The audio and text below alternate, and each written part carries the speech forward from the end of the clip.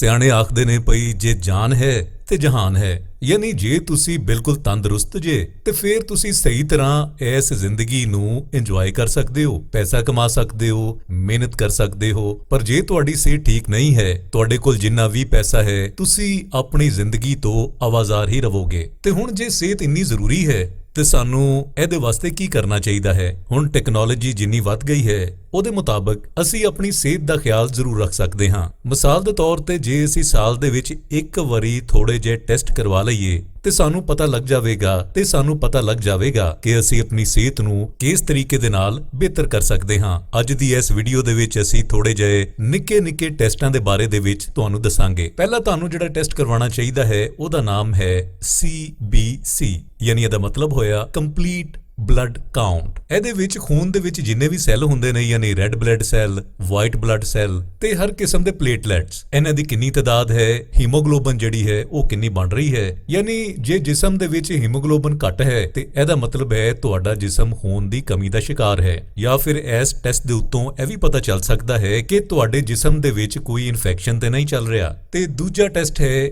LFTs, ਯਾਨੀ liver function test. ਹੁਣ ਇਹ ਟੈਸਟ ਕਿਸ ਚੀਜ਼ ਦੇ ਬਾਰੇ ਦੇ ਵਿੱਚ ਹੈ? ਇਹ ਹੈ ਜਿਗਰ ਦਾ ਟੈਸਟ, ਜਿਸ ਦੇ ਨਾਲ ਇਹ ਪਤਾ ਲੱਗ ਸਕਦਾ ਹੈ ਕਿ ਸਾਡਾ ਜਿਗਰ ਜਿਹੜਾ ਹੈ ਉਹ ਸਹੀ ਤਰੀਕੇ ਦੇ ਨਾਲ ਕੰਮ ਕਰ ਰਿਹਾ ਹੈ ਜਾਂ ਨਹੀਂ। ਤੇ ਜੇ ਜਿਗਰ ਦੇ ਨਾਰਮਲ ਫੰਕਸ਼ਨ ਦੇ ਵਿੱਚ ਕੋਈ ਖਰਾਬੀ ਹੋਵੇ ਤੇ ਇਸ ਟੈਸਟ ਰਾਹੀਂ ਉਹਦਾ ਪਤਾ ਲੱਗ ਸਕਦਾ ਹੈ। ਹੁਣ ਇਸ ਤੋਂ ਬਾਅਦ ਇੱਕ ਹੋਰ ਟੈਸਟ ਹੈ, ਇਹ ਵੀ ਬੜਾ ਇੰਪੋਰਟੈਂਟ ਟੈਸਟ ਹੈ, ਜਿਹਨੂੰ RFTs ਆਖਿਆ ਜਾਂਦਾ ਹੈ, ਯਾਨੀ ਰੀਨਲ ਫੰਕਸ਼ਨ ਟੈਸਟ। ਇਹ ਗੁਰਦਿਆਂ ਦੇ ਬਾਰੇ ਜਾਣਕਾਰੀ ਸਾਨੂੰ ਦਿੰਦਾ ਹੈ। ਇਹਦੇ ਵਿੱਚ ਖੂਨ ਦੇ ਵਿੱਚ ਜਿਹੜਾ ਯੂਰੀਆ ਹੈ ਤੇ ਜਿਹੜਾ ਕ੍ਰੀਏਟਿਨਿਨ ਹੈ ਉਹਦੇ ਬਾਰੇ ਜਾਣਕਾਰੀ ਲੱਭਦੀ ਹੈ। ਤੇ ਜੇ ਇਹਨਾਂ ਦੀ ਜਿਹੜੀ ਰੇਸ਼ੋ ਹੈ ਉਹ ਇੱਕ ਸਰਟਨ ਲਿਮਿਟ ਦੇ ਉੱਤੋਂ ਵੱਧ ਜਾਵੇ ਤੇ ਇਹ ਗੁਰਦਿਆਂ ਦੀ ਖਰਾਬੀ ਨੂੰ ਜ਼ਾਹਰ ਕਰਦਾ ਹੈ।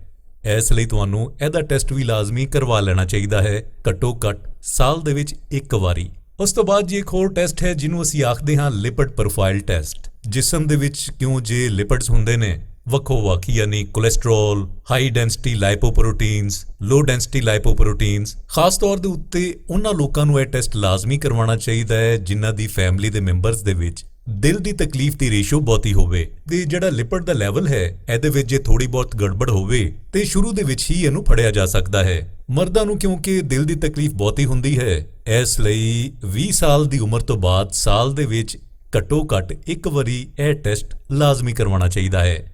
ਉਸ ਤੋਂ ਬਾਅਦ ਵਾਰੀ ਆਂਦੀ ਹੈ ਜੀ BSL ਦੀ। ਇਹ ਬਲੱਡ ਸ਼ੂਗਰ ਲੈਵਲ ਦਾ ਟੈਸਟ ਹੈ। ਇਸ ਟੈਸਟ ਰਾਹੀਂ ਤੁਸੀਂ ਜਾਣ ਸਕਦੇ ਹੋ ਕਿ ਤੁਹਾਡਾ ਜਿਹੜਾ ਖੂਨ ਹੈ ਉਹ ਗਲੂਕੋਜ਼ ਦੀ ਕਿੰਨੀ ਮਿਕਦਾਰ ਬਣਾ ਰਿਹਾ ਹੈ। ਜੇ ਤੁਹਾਡੀ ਫੈਮਿਲੀ ਹਿਸਟਰੀ ਦੇ ਵਿੱਚ ਕੋਈ ਡਾਇਬੀਟੀਜ਼ ਦੇ, ਸ਼ੂਗਰ ਦੇ ਮਰੀਜ਼ ਨੇ ਤੇ ਤੁਹਾਨੂੰ ਤੇ ਇਹ ਟੈਸਟ ਲਾਜ਼ਮੀ ਕਰਵਾਉਣਾ ਚਾਹੀਦਾ ਹੈ। ਉਸ ਤੋਂ ਬਾਅਦ ਅਸੀਂ ਗੱਲ ਕਰਾਂਗੇ ਜੀ ਸਟੂਲ ਟੈਸਟ ਦੇ ਬਾਰੇ।